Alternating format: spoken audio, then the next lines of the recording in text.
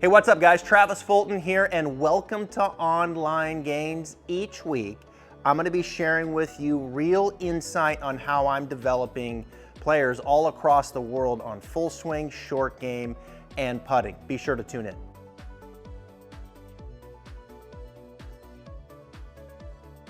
All right, hey Christian, Travis here. So I was looking at your notes. Struggling, you said losing them to the right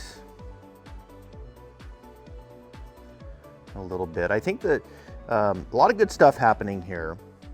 I think one of the things that I would encourage you to do, and particularly with your drivers, try to get just a little more length in this swing. I like the fact that the left wrist looks pretty flexed, pretty flat. I would like to see the club shaft though, kind of hinge a little bit more, where the right wrist could bend back, right wrist could extend back, and let that club kind of fall just a little closer to parallel. I feel like your right wrist might be a little rigid there, and I wouldn't mind trying to get a little more kind of length to this backswing, even letting this left knee come across a little bit, which would let your right hip kind of turn back a bit more. So I feel like we need to kind of let the left knee come across, let the right hip turn, let the right wrist extend, and see if we can just get a little more length in the backswing. And I think that would really do you some good. Now, coming down, let me look at this lower body here. Shifting the left foot. Turn this video down a little bit. This video seems to be a little jumpy. There we go. This should be better now.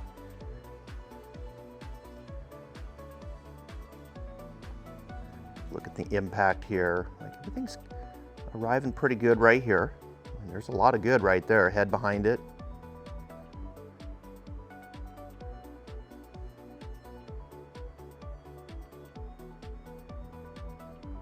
Maybe we could let that release a little bit more, perhaps, with the hands, let the face turn over just a little bit more.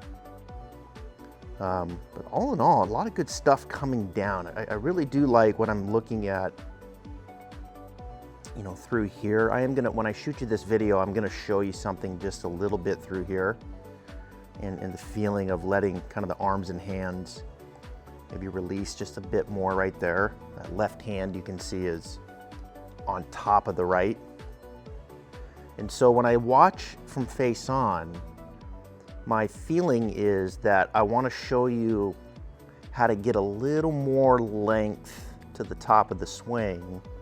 And then I want to show you a little bit of just maybe kind of softening through the impact zone and letting the arms and hands release a little bit more through here. Okay, now I want to keep this in mind and go to the other view. First move there, club face looks really good. Let's see if I can turn this, slow this video down a little bit. Yeah, and you can really see from this angle here, as we take it to the top, and you look at between the knees right there. Not much space opening up between the knees. There's no window in here. I'm going to show you how to get a little deeper right hip turn. Again, left knee coming across, and try to get a little window in between the knees there. We should see a little daylight.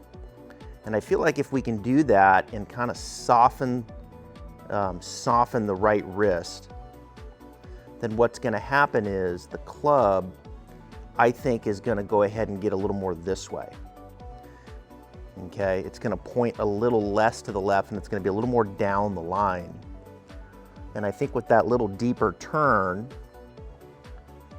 and a little more extension in the right wrist, I feel like that's going to make a huge difference in the ability to come down a little bit more from the inside. Because I feel like, kind of the shorter nature of that backswing now, the tendency is to want to get down on it a little steep.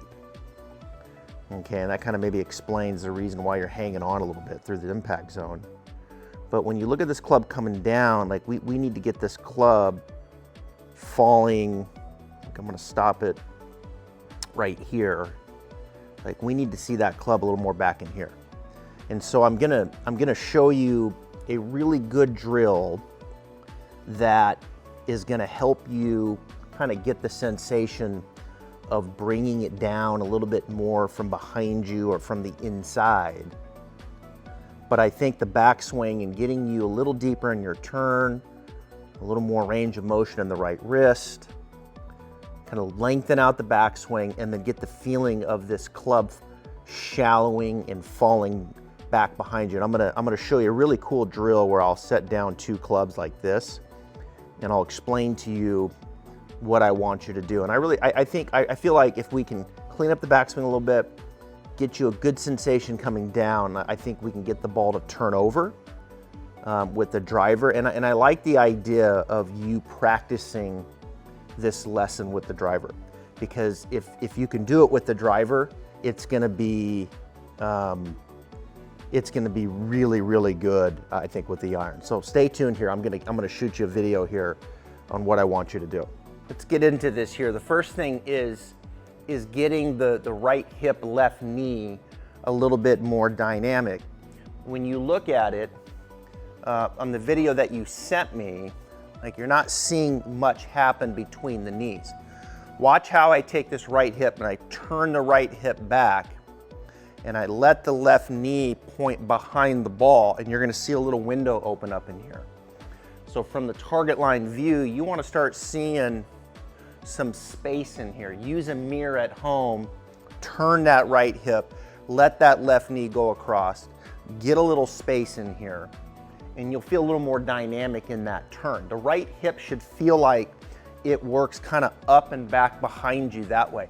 It's okay to lose some flexion in that right knee. Let that thing, straighten up a little bit. Don't hyperextend it, but it'll lose a little flexion so you can turn, and then this left knee will go more across that way. Okay, not out that way, but across. So get that little window there. I think that's gonna help. Now, as you do that, let the right wrist extend back. You're doing a good job with the left hand. I like the left wrist. I like the club face. That left wrist looks pretty flat. I don't want the left wrist cupped. Don't extend the left wrist. It feels flat. But let that right wrist, really kind of extend back, bend back. And that'll let the shaft fall a little bit more closer to parallel. And I think what you'll sense is you'll feel like the left arm and the club will work a little more around you because you're turning better.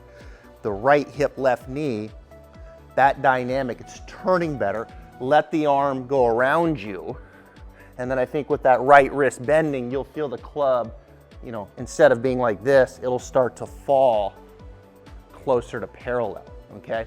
Let me know if that makes sense. I really like that. It lengthens things out. You might have to relax your grip pressure a little bit.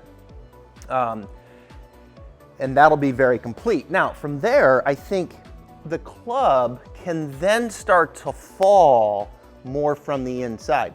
And all I've done here is I've just taken 2 clubs, I've put them on the ground here. This first one is the target line, and I've got it pointing, right through the tee there.